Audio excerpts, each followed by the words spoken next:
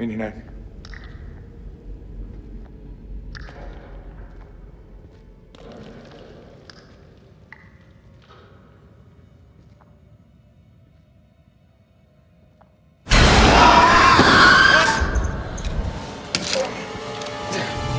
House of Ashes is the latest installment in the Dark Pictures Anthology. Set in 2003 during the Iraq War, it follows 5 characters who come together and find unspeakable things under the Iraqi desert.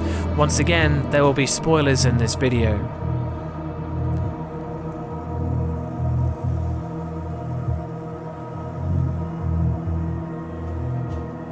Atmosphere. The game starts with an intro section set in Akkad 2000 BC, and the opening moments of the game are filled with that intriguing mystique of another culture's ancient history, and it's honestly fascinating, with the moody cinematic lighting and strange adornments on characters that's so different that it's instantly engaging. Disappointingly, the whole game isn't set in 2000 BC, and soon you're thrown forwards 4,000 years to 2003 and the Iraq War. I feel as though a lot of the horror element is lost when you consider the people going into the story were already trained military soldiers and shooting things is somewhat their speciality. But what's lost is that there's no feeling of vulnerability throughout the game, and their ammo supply seems strangely infinite. It still has moody lighting and foreboding environments, there's some mild tension that's sometimes brought about by a character's interactions, but it's generally very weak. The atmosphere picks up again near the end of the game with this big plot twist that reveals an alien culture buried underneath the sand, and the presentation of their world is both mysterious and staring. Sadly, for most of the game I didn't really feel much of anything. It's a 5-hour game that starts strong and ends strong, but the large portion of the game feels underwhelming. That's no Harry Masons.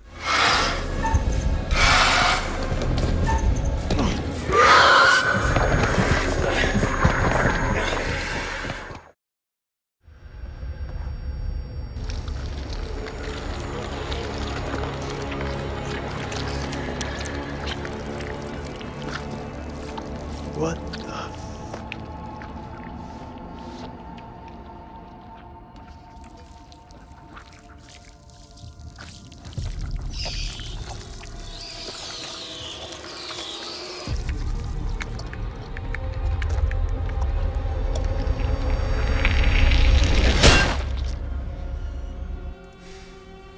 Scares.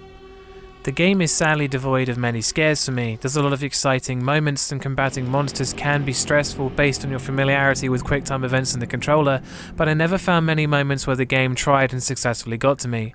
But further than that, it didn't feel like it was trying very hard either. It felt like there was a decisive lack of scares compared to the previous games in the Anthology, and the ones that were in there weren't as impactful.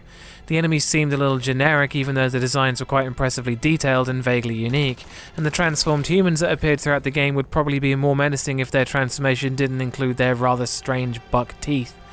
Again, playing as military personnel detracted greatly from the horror element, but one thing that I would have liked was to play as the 1940s expedition, which with their armaments would have been more interesting since most of the expedition members weren't trained in combat. 1st of January, 1947, 1 AM. The saboteur has struck again, sealing us in here. We are hopelessly trapped with those things. All around us, they shriek from the darkness. Crow has set up his machine gun, pointed towards the catacombs. Mary was right.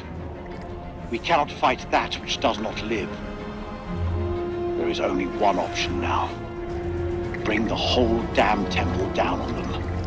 Even if it means bringing it down on our own heads.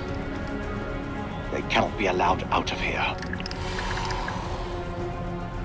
There's some chase sequences and it falls into the cinematic trap of having an enemy right behind you 1 second and then far behind you in the next camera angle. It's just jarring and took me out of the moment a few times. Whilst most of the characters are likeable, most of them weren't likeable enough to really care about whether they lived or died in the game, besides Celine. House of Ashes is exciting, it's action-packed, and it doesn't really let down with the cinematic fight scenes, but it's just not frightening when it's trying to be. That's still no Harry Masons.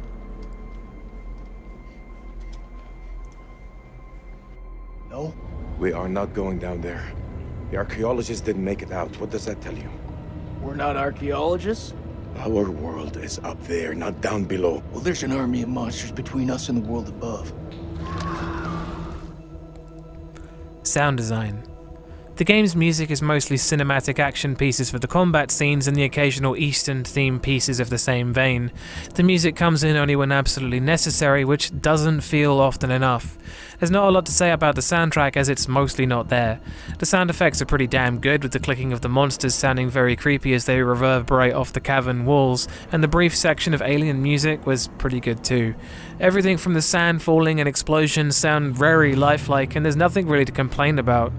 The voice acting this time around is pretty stellar, even though a lot of characters are somewhat stereotypes like Jason and Nick. There's some recurring people from the previous games playing different characters in this, which is a little distracting, but it's far from a deal breaker. There's directional audio, but it's nothing out of the ordinary.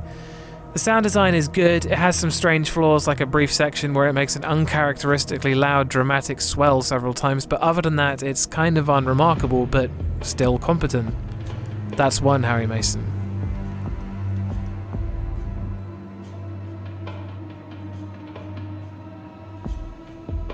Gore.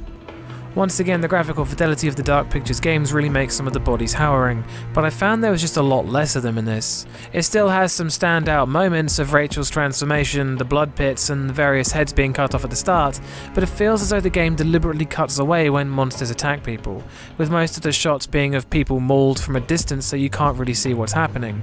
For a game like this, it feels like a cop-out considering the other games in the series and Until Dawn never shied away from this kind of thing. Most of the deaths were okay, but there was one or two that really stood out. The gore isn't exceptional and feels very reserved, but when it wants to do well, it does. That's two Harry Masons.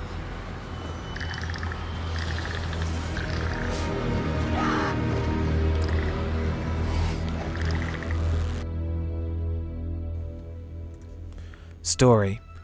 The story begins in 2000 BC as an eclipse takes place during a war between two civilizations, and something horrible is unleashed, forcing two members of opposing sides to work together to defeat them. Despite their efforts, it doesn't go well for them, and 4,000 years later, a military operation into the Iraqi desert leads to a landslide where our 5 characters fall down to the murky depths where the remains of a card await. The game uses the same choice-based progression paths as previous games, but it seems to really only change minor things like who is present for certain scenes and minor encounters based on my 2 times playing the game. They make the same silly decisions each time, and it seems glaringly obvious that characters who have climbing gear wouldn't be choosing to descend when they're trying to get out of a hole.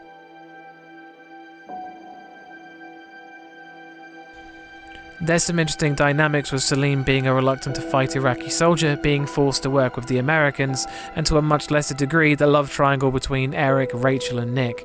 The characters, as mentioned earlier, are mostly found likeable with the exception of Salim, who is by far the most relatable and likeable character of the group. The 1940s backstory I found was far more interesting than the actual main story, but it is nice they have their own little cutscenes now, rather than just being text. The big plot twist near the end of the game where it's revealed that there's an alien race is underplayed. It would be so fascinating to learn more about them, but they're in the game for a few minutes before the group focuses on the vampires and how to destroy them, leaving the lost alien race behind. The game's pacing is a bit odd with so many moments that feel like they're building up to a finale only for it to keep going and slow right down again. When it does end, it ends on an interesting note, and the custom ending with each character being present at the interrogation is a nice touch. The game also has the curator's cut, which if you get the game and feel you want to play it again, I highly recommend, as it focuses on different characters throughout key scenes, and some of these moments are better than the theatrical cut. Despite all its flaws, confusing decisions and strange plot twists, I still really enjoyed the story, and replaying it with the curator's cut was just as fun as it was the first time around, making this final score 3 out of 5 Harry Masons. The game feels more like an action game than anything else, like a combination of The Mummy and From Dusk Till Dawn.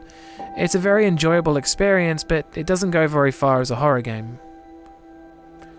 Again, I'd like to remind you this whole thing is down to my opinion in horror games. If you don't share this opinion, then that's cool, I get it. I'd like to point out that whilst I'm excited to see what they make next, I did not scream like a banshee or run away from the computer, and I advise you don't either. There are more horror reviews in the pipeline, and thanks for watching. And always go check out Bumps in the middle of the night. Peace.